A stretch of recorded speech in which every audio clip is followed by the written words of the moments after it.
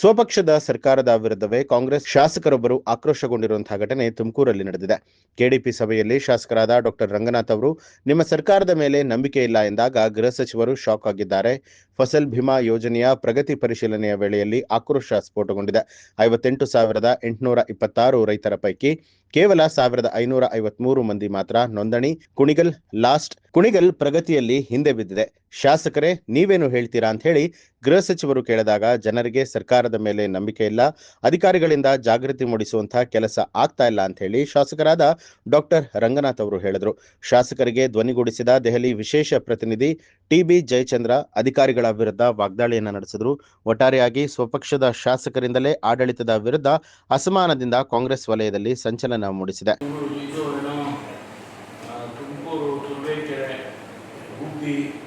ಆಮೇಲೆ ನೋಡಿ, ಕುಣಿಗಲ್ಲು 1,453 ಅದು ಪ್ರತಿ ವರ್ಷ ಕುಣಿಗಲ್ಲು ಲಾಸ್ಟಲ್ಲಿ ಬರುತ್ತೆ. ಯಾಕೆ ಹಂಗಾಗುತ್ತೆ? ಏನಾದರೂ ಕಾರಣ ಇದ್ದರೆ ಹೇಳಿ. ಶಾಸಕರು ಇದ್ದಾರೆ, ಏನಾದರೂ ಕಾರಣ ಇದ್ದರೆ ನೋಂದಣಿ ಮಾಡೋದು ಸಂಖ್ಯೆನೇ ಕಮ್ಮಿ ಆಗೋದು, ದಿನ ಅವರಿಗೆ ಬೆನಿಫಿಟ್ ಸಿಗುತ್ತೆ.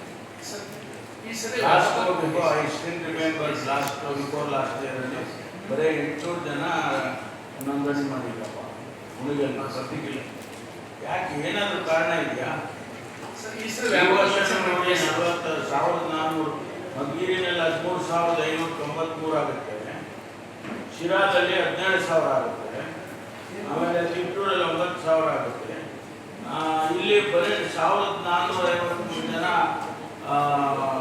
ರಿಜಿಸ್ಟರ್ ಮಾಡ್ತಾರೆ ಅಂದರೆ ಏನು? ಶಾಸಕರ ಏನಾದರೂ ಕಾರಣ ಇದೆಯಾ? ನಿಮಗೆ ಸರ್ಕಾರದ ಮೇಲೆ ನಂಬಿಕೆ ಇಲ್ಲ. ಲಾಸ್ಟ್ ಟೈಮ್ ಕ್ರಾಪ್ ಫೇಲ್ಯೂರ್ ಆಗಿತ್ತು, ಅವ್ರಿಗೆಲ್ಲರೂ ನಾವು ಸರ್ಕಾರದ ವತಿಯಿಂದ ಕಾಂಪನ್ಸೇಷನ್ಸ್ ವಿಚಾರದಲ್ಲಿ ಅವ್ರಿಗೆ ನಂಬಿಕೆ ಬರೋಂಥ ಕೆಲಸ ನಾವು ಮಾಡಿಲ್ಲ ಅನ್ನೋದನ್ನು ತೋರಿಸುತ್ತೆ ನನಗೆ. ಆ ವಿಚಾರದಲ್ಲಿ ನಾನು ಲಾಸ್ಟ್ ಟೈಮೆಲ್ಲ ಜಾಗೃತಿ ಮೂಡಿಸೋಂಥ ಪ್ರಯತ್ನ ಮಾಡಿದ್ದೀನಿ. ಈಗ ತಾವು ಅಧ್ಯಕ್ಷರಿದ್ದೀರಿ, ಒಂದು ಸ್ವಲ್ಪ ಹೆಚ್ಚಿನ ಜವಾಬ್ದಾರಿನ ಅಧಿಕಾರಿಗಳು ಕೊಟ್ಟು ಜಾಗೃತಿ ಮೂಡಿಸೋಂಥ ಕಾರ್ಯಕ್ರಮನ ಮಾಡಲಿಕ್ಕೆ ನಾನು ಕೈ ಜೋಡಿಸ್ತೀನಿ. ತಾವೆಲ್ಲ ನಿರ್ದೇಶನ ಕೊಡಬೇಕು ಸರ್. ನಾನು ನೋಡ್ರಿ, ಶಾಸಕರು ಆ ಮಾತು ಹೇಳ್ತಾರೆ ಅಂದರೆ ನೀವು ನಿಮ್ಮ ರೆಸ್ಪಾನ್ಸ್ ಏನಿರಬೇಕು? ಈಗ 703 ಲಕ್ಷ ಅಂದರೆ 7 ಕೋಟಿ ರೂಪಾಯಿ ಕೊಟ್ಟಿದ್ದೀರಾ. ಇಲ್ಲೇನೆ 7 ಕೋಟಿ ರೂಪಾಯಿ ಪೇಮೆಂಟ್ ಆಗಿದೆ ಅಲ್ವಾ? ಪಾವತಿಸಿರುವ ಪ್ರೀಮಿಯಂ ವಿಮಾ ಮೊತ್ತ ಕಲೆಕ್ಷನ್ ಮಾಡಿರೋದು ಸರ್.